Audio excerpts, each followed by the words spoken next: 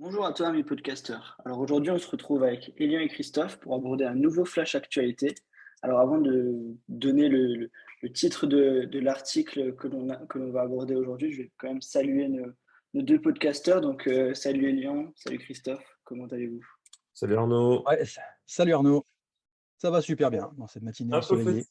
un peu fatigué malgré l'été parce que beaucoup de boulot, mais très bien. Bon bah parfait alors. Tant qu'on peut faire ce podcast, ça va. Alors aujourd'hui, on va aborder un article rédigé par l'AFP et publié dans Actu Orange.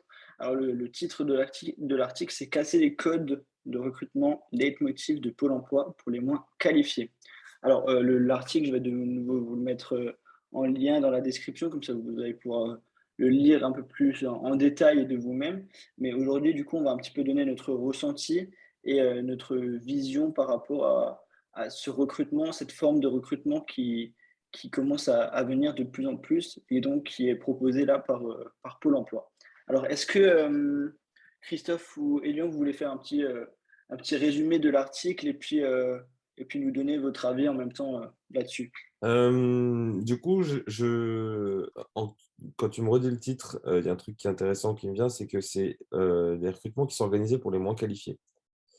Bah ouais, parce qu'en fait, quand tu as pas eu de diplôme, parce que t'as arrêté l'école tôt, que tu as essayé d'avoir des jobs, mais qu'en fait, c'est dur de les mettre en avant, bah, en fait, c'est compliqué de ponter un CV, construit avec de l'expérience, avec un plan de carrière qui a été posé depuis que tu as 14 ans et qui s'est poursuivi depuis 15 ans. Donc en fait, bah, ce que tu peux mettre en avant, c'est toi-même. Et donc du coup, bah et quoi de mieux de mettre justement le savoir-être, en avant sur des events. Et oui, c'est clair qu'enfin, il y a des gens qui ont compris qu'en fait, on n'était pas une liste de diplômes et simplement d'expérience de fiches de poste, mais en fait, on est des êtres humains, complets de plein de choses, avec des capacités, des appétences, des choses naturellement, où on a un don, d'autres où on n'est pas bon du tout, mais en fait, ça fait aussi des qualités, ça nous crée des forces. Et en fait, de les mettre en pratique, de les mettre en mouvement sur un événement comme ça, bah ouais, je trouve que ça fait du sens de pouvoir, bah, juger d'un individu, mais pas sur du papier, mais sur lui-même, en fait. OK, bah, très bien, merci d'avoir donné ton ressenti. C'est vrai que là, on est un peu plus sur le sport, sur l'art, donc des métiers, un petit peu particuliers. Mais, c'est vrai que nous, on va aborder un petit peu des domaines un peu plus larges, par la suite. Mais avant d'évoquer tout ça, est-ce que tu peux nous donner toi aussi, Christophe, ton avis sur cet article?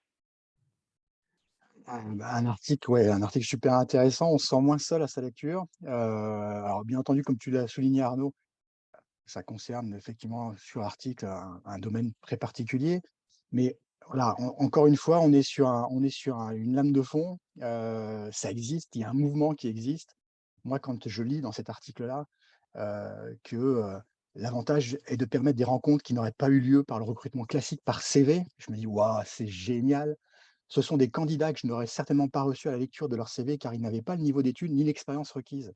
Et exactement, c'est aujourd'hui, c'est le principal frein. Ce sont des personnes qui perdent du coup de leur confiance, parce qu'ils savent pertinemment qu'ils n'ont pas cette expérience, ils ont pas le niveau d'études. Alors du coup, ils n'y vont pas. Par contre, au fond d'eux-mêmes, ils le savent, ils ont conscience de ça, que, ils ont ce savoir-faire. Ils pourraient donner à l'entreprise, ce dont elle a besoin. Le problème, c'est que ça rentre pas dans la case et que, voilà, quand tu décryptes le CV et bah, tu es pas fait pour. Fameux rapport avec cette fiche de poste dont je parle depuis le début. Donc ça, je trouve ça vraiment top, top, top et en plus, si on parle des jeunes diplômés, et bah, ça les concerne également. Donc ça veut dire que le jeune diplômé sans expérience, alors là, pour le coup, il aura un diplôme, mais c'est sans expérience aussi, et bien, il pourra mettre en avant autre chose, lui-même. Donc ça, c'est cette prise de conscience-là qui est très, très importante et voilà, c'est super plaisant de lire un article comme ça et de se dire que, Pôle emploi, a des actions dans ce sens-là. Heu, Nous, entreprises épanouies, on n'est pas seuls et voilà, on est plusieurs à porter ce message-là et voilà, c'est top dans ce sens. Ouais, c'est clair. Et puis alors, on nous propose des données chiffrées, mais moi, au-delà des données chiffrées, la phrase un petit peu qui m'a marqué dans l'article, c'est Mais l'opération m'a permis de voir leur personnalité et leur motivation, précise donc, Émilie, Maillot en charge du recrutement à ICGA Generali, donc, une entreprise et du coup, elle précise aussi que ce sont des recrutements qui sont faits, en CDI avec une formation en interne par la suite et du coup, je vais rebondir sur cet élément-là parce que du coup, ça correspond parfaitement à l'entreprise épanouie et donc on va tout de suite pouvoir aller plus loin et puis, du coup, expliquez-moi un petit peu le processus que vous à leur place, vous metteriez en place du coup, pour arriver justement avec le but de recruter une personne via cette démarche-là? Un petit peu long là.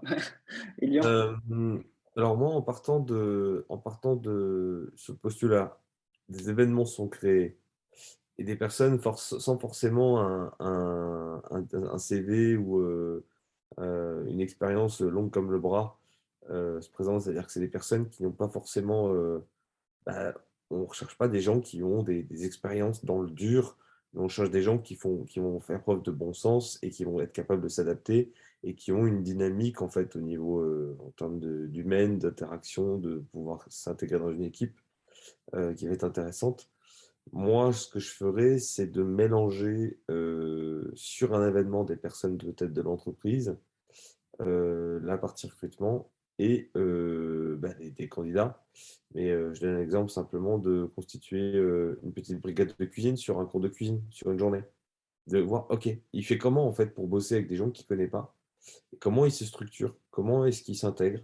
Comment est-ce qu'il va échanger? Alors je dis cours de cuisine, en fait, ça peut être à peu près n'importe quoi, mais une journée challengeante, pardon, sur laquelle on va pouvoir se dire: «OK, ce gars-là, bah, moi j'ai vraiment bien aimé parce que, il a réagi, il a bougé, il était là, il comprenait ce qu'on faisait». On était tous au même niveau, on était en train d'apprendre, voire même il m'a transmis des choses.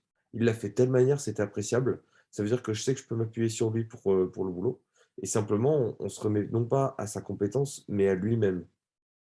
Voilà en tout cas moi comment je pourrais voir la chose. Pour aller un cran plus loin. Alors forcément, c'est des coûts et autres, mais ça me semble là, pour le coup, c'est, tu sais à la fin si tu veux du gars ou pas, quoi et tu sais s'il Ouais. va il va être OK pour ce que tu proposes. Ouais, c'est vrai. Et moi, j'avais même un scénario en tête, c'était de recréer une sorte de village comme ça, avec différentes maisons ou baraques. Et dans chaque maison, on retrouverait un métier différent ou un domaine d'activité différent. Et donc, les professionnels, ils pourraient comme ça se balader dans les allées et puis aller découvrir dans chaque maison bah, la personne qui recherche un emploi avec sa personnalité, avec sa façon de le faire, avec sa façon d'être. Et donc, ça pourrait apporter un plus par rapport pour l'employeur qui va chercher son futur salarié, mais ça pourrait aussi permettre aux salariés qui cherchent des emplois de eux aussi se balader dans les différentes maisons et découvrir de nouveaux domaines d'activité. Et ça se trouve, bah, par la suite, ils vont se dire: «Ah ouais, mais ce que j'avais vu là-bas sur ce salon ou sur cette foire» ou je sais pas comment on appellerait ça m'avait vraiment plu, peut-être que je devrais me réorienter là-dedans ou peut-être que ce domaine-là me plairait plus. Donc, je pense qu'à la fois, ça permettrait aux gens, aux différents métiers de se rencontrer. Donc, ça peut être que bénéfique, mais ça pourrait aussi permettre aux employeurs de découvrir dans un contexte un peu plus réel la personne, quoi. Du coup, voilà, c'était un petit peu mon scénario que j'avais imaginé pour pousser un petit peu le truc plus loin, quoi. Donc, voilà. Et toi, Christophe? Comment tu imaginerais les choses par rapport à ton scénario et même par la suite et ça permettra aussi de conclure un peu tout ça? Je rebondis sur ce que tu viens de dire Arnaud. Effectivement, la vision que tu as, c'est qu'en fait le collaborateur qui est à la recherche d'un emploi, n'est plus à vendre, c'est, à se vendre. Il se fait acheter en fait. C'est l'inverse, c'est le processus, il s'inverse. Donc c'est là où c'est intéressant, c'est que justement ton savoir-être, ton savoir-faire est mis en avant et pour ça, il faut que l'entreprise sache communiquer. C'est encore un lien, voilà, avec l'entreprise épanouie. Si l'entreprise ne communique pas, et bah, bien entendu, personne va s'intéresser à elle et personne n'ira proposer son savoir-être en se disant: «Tiens, ça correspond à cette entreprise-là». Donc il y a un rapport, à mon avis, qui s'inverse aussi. L'entreprise n'est plus le lieu, voilà, où tout se concentre et puis qui attend ou qui propose effectivement des fiches de poste et puis voilà, il faut que vous veniez à moi, si ça rentre pas dans le cadre et ben, je sais pas, c'est pas ce que je demande donc du coup, on passe à autre chose, donc on fait plus attention à la personne en elle-même et là, aujourd'hui, ce process-là, on fait attention, on porte une attention particulière à la personne. Ça qui est génial. La formation interne, dans le message que tu as relevé, recrutement en CDI avec formation interne, pareil, le lien avec l'entreprise épanouie, c'est ça, c'est que si on n'a pas la compétence, c'est pas grave, c'est pas grave. On va l'acquérir cette compétence-là ensemble. C'est ça aussi qui fait ce changement-là. Après dans le process, aujourd'hui ce qui est présent là, je trouve que on c'est déjà très cohérent, ça a beaucoup de sens, c'est très cohérent. On crée déjà beaucoup de valeur avec ce qui est dit là dans la considération des compétences comportementales, comme ils disent. Hem, franchement, je sais pas ce que j'ajouterais parce que parce qu'à chacun a sa vision des choses, chacun a ses ressentis aussi. Là, dans ce cadre-là, dans ce qui est présenté, je trouve que c'est déjà super top.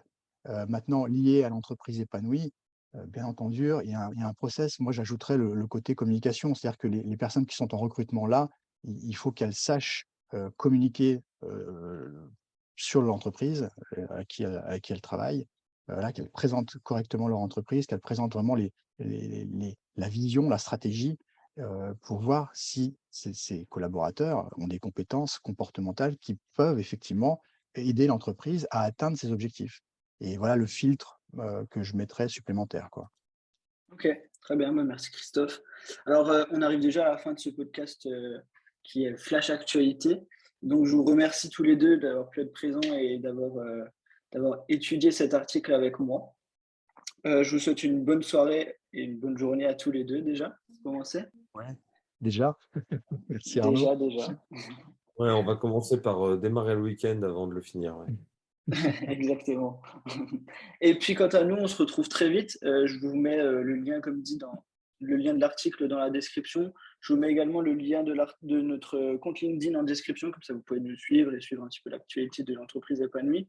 Et bien sûr, n'hésitez pas à vous abonner, activer la cloche pour ne pas manquer la sortie de nos futurs podcasts qui arrivent nombreux durant cet été. Allez, merci et puis à bientôt tout le monde. Ciao tout le Allez, monde. au revoir tout le monde. Bon week-end.